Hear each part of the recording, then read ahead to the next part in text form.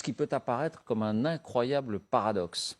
Et c'est la prolongation peut-être des difficultés, des signaux de difficultés aussi qu'on voit apparaître au sein de cette armée ukrainienne. Au moment où elle n'a jamais eu autant besoin de munitions, on apprend que nos usines en Occident de munitions, on n'arrive pas à fournir assez pour l'armée ukrainienne.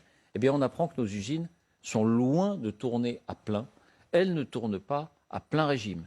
Donc il y a un décalage entre les paroles et les actes. Et puis il y a cet incroyable paradoxe d'une situation où plus que jamais on aurait besoin de ces munitions, mais nos usines ne tournent pas à plein régime. Voyons de quoi il s'agit, les indispensables, avec Justine Fraissinet.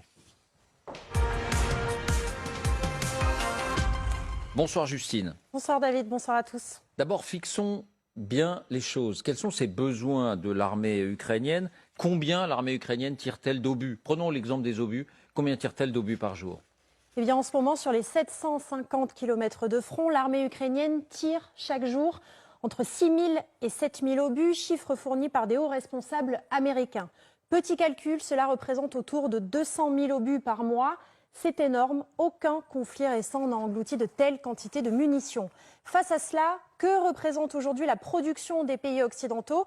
Eh bien, si on prend le calibre standard de l'OTAN, le 155 mm, qui alimente notamment les canons César et les HIMARS, les Américains en produisent environ 20 000 par mois. La France, via l'entreprise Nexter, en produit environ 4 000 par mois. L'Allemagne, via l'entreprise Rheinmetall, en produit 5 à 6 000 par mois. Le calcul est vite fait. Si on ajoute tous ces pays, on plafonne à 30 000 par mois. Il faudrait effectivement multiplier cette production par 6 ou par 7 pour tenir le rythme de l'armée ukrainienne. Et donc le grand paradoxe, c'est qu'on se dit on est au maximum de notre production. On ne peut pas aller plus loin. Eh bien non. Les usines, pour certaines, pour beaucoup, tournent au ralenti. Oui, c'est ce que pointe notamment le journal Le Monde sous la plume de Sylvie Kaufmann. Effectivement, on peut le lire dans cet éditorial. Nos usines d'armement ne tournent pas à plein régime. Écoutez justement les détails de Sylvie Kaufmann. Lorsque cette menace de la Russie a réapparu avec l'agression de l'Ukraine, on peut imaginer que les États ont procédé à des commandes auprès des industries de l'armement pour regarnir ces stocks, pour réapprovisionner ces stocks. En réalité, on a traîné et visiblement ces commandes n'ont pas été passées, ces décisions n'ont pas été prises assez vite et on se trouve aujourd'hui, au bout d'un an de guerre en Ukraine, dans une situation où on n'a pas assez de munitions. Alors comment expliquer cet incroyable décalage alors même que chacun proclame son soutien inconditionnel à l'Ukraine? Pour Sylvie Kaufmann, la première chose à avoir en tête, c'est qu'on partait de loin. Écoutez.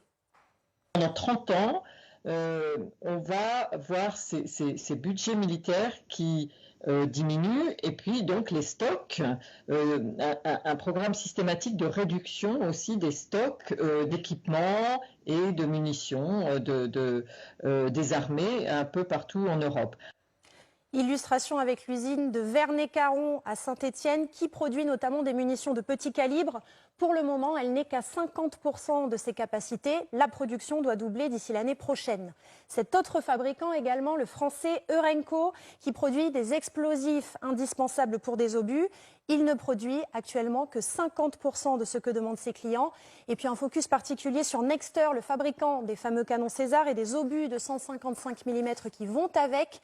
6 canons sortent désormais chaque mois de l'usine contre 2 auparavant. Les délais de fabrication du César sont passés de 24 mois jusqu'à l'été dernier à 20 mois désormais.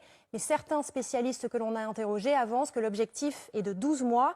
En clair, Nexter travaille plus vite qu'avant, mais ne tournerait pas encore à plein régime.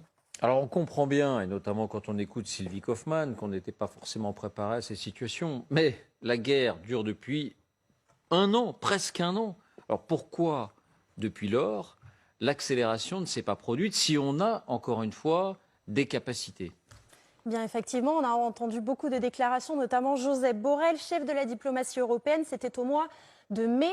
J'espère que les États membres vont se réveiller. Emmanuel Macron, un mois plus tard, en juin, nous entrons dans une économie de guerre, une économie dans laquelle il faudra aller plus vite, notamment pour les industriels. Or, on est toujours loin d'exploiter notre potentiel de production. Oui, parce que ces déclarations, c'était il y a 8 mois, 9 mois, mai, juin, c'est pas il y a 2 mois. Donc la prise de conscience, elle avait semble-t-il eu lieu. Pardon Justine, je vous ai interrompu.